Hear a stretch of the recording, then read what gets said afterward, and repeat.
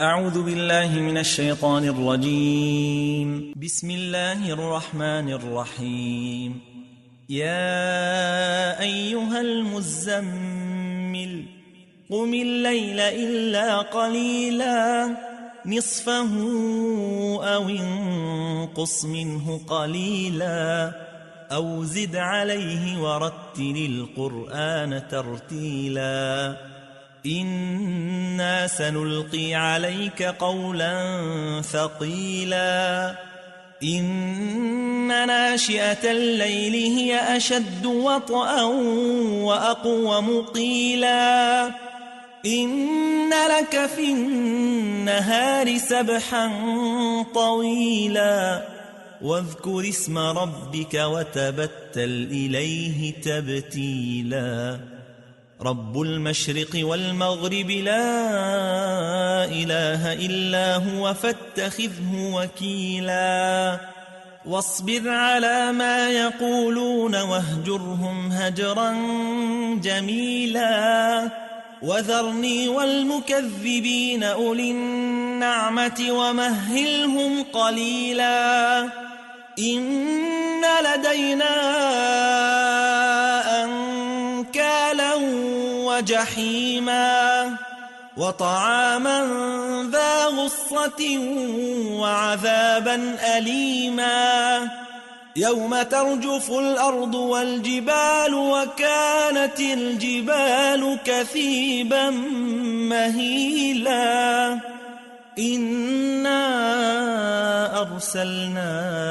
إليكم رسولا شاهدا عليكم كما أرسلنا إلى فرعون رسولا فعصى فرعون الرسول فأخذناه أخذا وبيلا فكيف تتقون إن كفرتم يوما يجعل الولدان شيبا السماء منفطر به كان وعده مفعولا إن هذه تذكرة فمن شاء اتخذ إلى ربه سبيلا إن ربك يعلم أنك تقوم أدنى من ثلثي الليل ونصفه وثلثه وطائفة من الذين معك والله يقدر الليل والنهار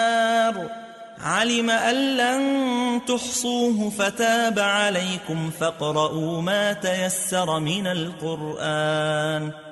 علم أن سيكون منكم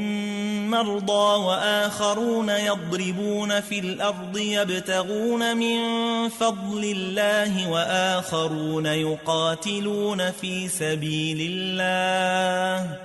فاقرؤوا ما تيسر منه وأقيموا الصلاة وآتوا الزكاة وأقرضوا الله قرضا حسنا وما تقدموا لأنفسكم